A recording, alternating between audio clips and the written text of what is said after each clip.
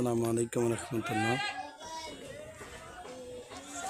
প্রতিদিন বিকেলবেলা হলে এই যে দেখেন কতবারই পোলাপাইন আসি এই জায়গাটার মধ্যে। ওরা ক্রিকেট খেলে, ফুটবল খেলে।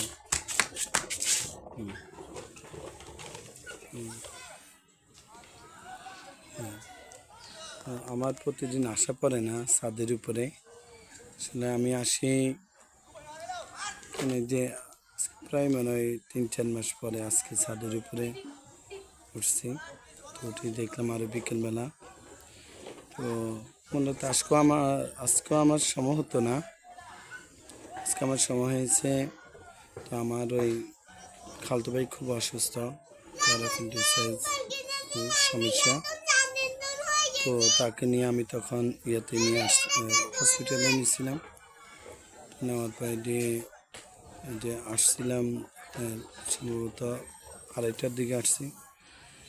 তো একটু শুয়েছিলাম, শোয়ার পরে এখন আসর নামাজ পড়ে ছাদে আসলাম। আলহামদুলিল্লাহ, ছাদের মধ্যে আসে দেখলাম পরিবেশটা অনেক সুন্দর। পোলাপাইনগুলা প্রতিদিন খেলতেছে। দোয়া করে আল্লাহ যেন ওদেরকে সুস্থতার সহিত যেন আল্লাহ নেক হায়াত দান করে। তো ওদের অনেকে আছে নামাজ পড়ে, আবার অনেকে আছে নামাজ পড়ে না। তো আমি চিনি ওরা সবাই আমার নানার বাড়ির। এই যেহেতু আমি যে এলাকায় এখন বসবাস থাকি, এলাকাটাই আমার নানার বাড়ির এলাকা। তো নানার বাড়ি এলাকার জন্য না, আসলে আমি কখনো কাউকে আমি কোনো অভিশাপ দিই নাই। আমি কাউকে যদি কোনো কথা যদি বলি, আমি তাদেরকে বলে আল্লাহ তোর হেদায়েত নসিব করো।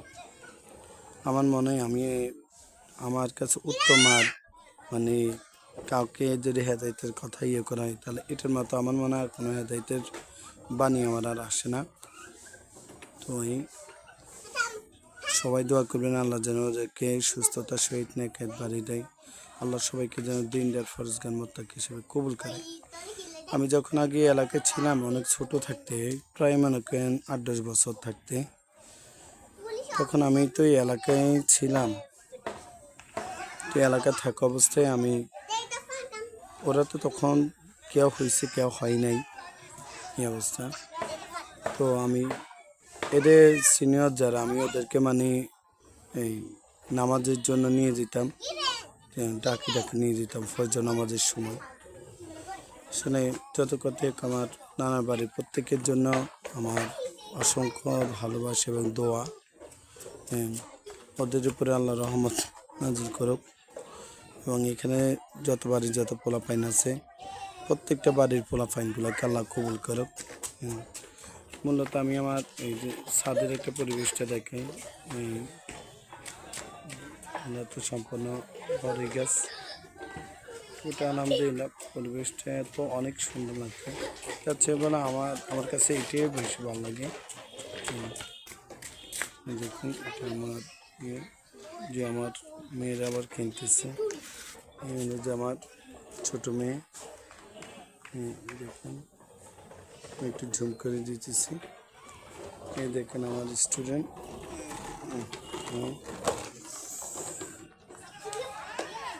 যা আমার স্টুডেন্ট, আবাসিকের ছাত্র। আবাসিকের আরও একটা মেয়ে আছে, ও এখনো পর্যন্ত আসলো না, আজকে আসে নাই সম্ভবত, হয়তো কোনো কারণে। যে দেখছেন আসলে মূলত মাঠটা অনেক দূর। তো আমি এটাকে ঝুম করে নিয়ে তখন আপনাদেরকে এতটুকু পর্যন্ত দেখাচ্ছি, যে আবার দেখাই। দেখেন। তো কমেন্টে জানাবেন আসলে ওরা যে খেলতেছে এই স্থানটা কেমন। পারলে শেয়ার করে দিবেন, যদি পারেন ওদের জন্য দোয়া করবেন।